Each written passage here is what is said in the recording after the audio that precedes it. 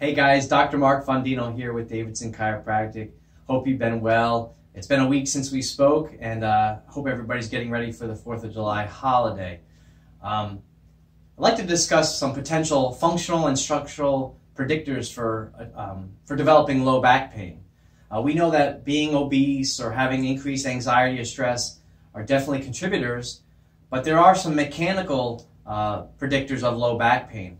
Let's start by looking at hamstring flexibility or length. So one way that we can assess this is we can lay on the floor or a table. We lay flat on our back, and then I'm just going to try to raise my leg as high as I can.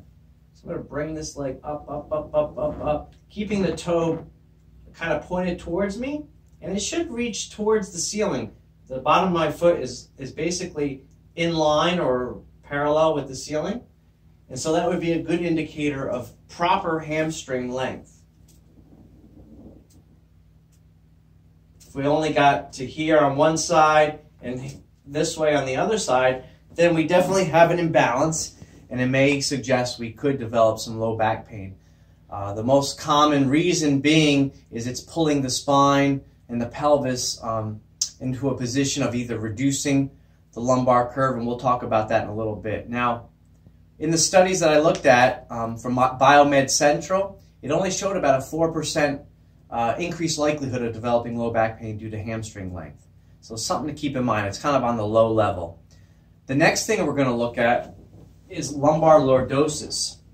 So if you look in the mirror, you would stand facing sideways, and what you want to look for is, do I have a nice backward C shape or elliptical shape in my low back? So when I stand here, I should have a little bit of a nice little bend or a little area where I could kind of fit a pillow in. If you look in the mirror and you find you're pretty much flat, straight up and down, that means your pelvis is kind of tucked underneath. You weigh too much and you don't have any curve. You're putting a lot of pressure on those discs that could make you susceptible to low back pain. And the study indicated that you would have a potentially 37% increased likelihood of developing low back pain if you don't have the ideal or normal lumbar lordosis that measures about 35 degrees. Okay? So keep that in mind. I want a nice gradual C-shaped curve in my low back. I don't want to be flat, kind of with my butt tucked underneath me. The last functional predictor of low back pain is the ability to bend side to side. So if I place my arms at my side, or and I look in the mirror, I'm going to try to slide my right arm down my right leg. I'm going to indicate how far I can go. I can probably get a little bit past my knee. Just purely bending to the side. If there was a big discrepancy from left side to right side, or we found that you can only move a couple inches, the likelihood of developing low back pain is actually a 140% increased likelihood of somebody that can bend, that has good range of motion to both sides. We're looking at probably about 30 to 40 degrees of side bend.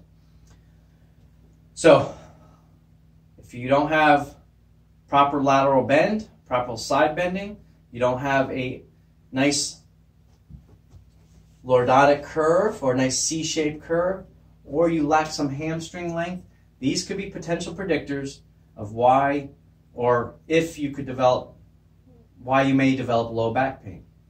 So if you have any questions or concerns and you're not sure where you fall in those categories, don't hesitate to call the office. We'd be happy to discuss it with you further. Until next week, have a great 4th of July weekend.